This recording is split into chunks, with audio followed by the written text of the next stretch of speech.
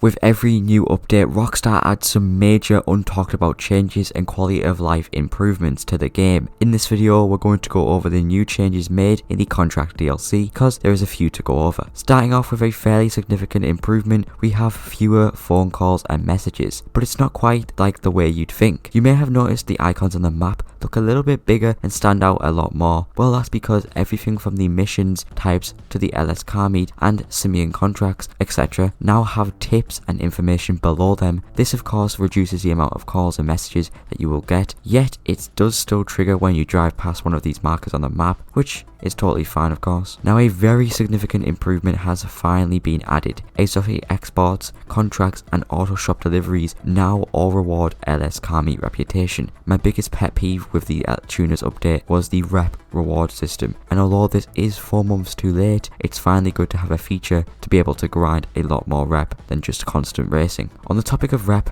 another change was made to the LS tuners update with the car meet. Players are now able to adjust the number of laps you can do with the head-to-head race, meaning the more laps you add, the more rep you can make. Now a really cool addition was added with the new agency property, so if you call Franklin and then request for a SUV service, an SUV will come by to your location and pick you up. Now if it does act kinda similar to the limo service with the casino, but if you mark any location on the map, the driver will go to it, or if you don't mark a location, he will go directly to the agency. What's cool is if you tell him to hurry up, he will actually go a lot faster than I was expecting. The next big change is that the arcade and nightclub safe capacity has been increased, and on a big scale too. The nightclub safe can now hold 250k rather than the usual 50k, as well as the arcade. This is a great change as these businesses do get really full when it comes to the safe capacity fairly quickly, so it's good to see this change added. Now another slight quality of life addition is how daily fees have now been reduced. Before, I'm pretty sure it was around 60 to 70k if you owned every business maxed out in the game, which it may differ depending on what businesses you have, but those daily fees are now cut in half, which is very nice indeed because those business fees were draining cash a little bit too often. Now you guys remember when Rockstar made a tiny mistake to that regular Kuruma a while back in the tuners update? Well yes my friends, it was good while it lasted, because the normal Kuruma is no longer fully bulletproof. It was going to be patched at some point, but boy was it OP while it lasted. Finally, not too much of a huge update, but all RC vehicles have been added to their own RC vehicle slot in the interaction menu, as well as the HUD